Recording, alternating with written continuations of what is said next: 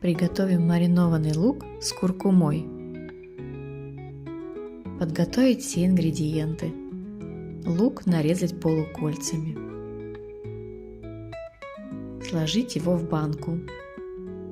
Кориандр измельчить.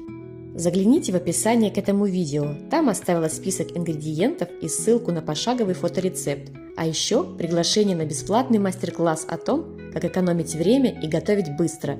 Все его участники получат подарки. Добавить куркуму и все хорошо перемешать. Затем добавить яблочный уксус и снова все перемешать. Залить лук маринадом и утрамбовать его в банке.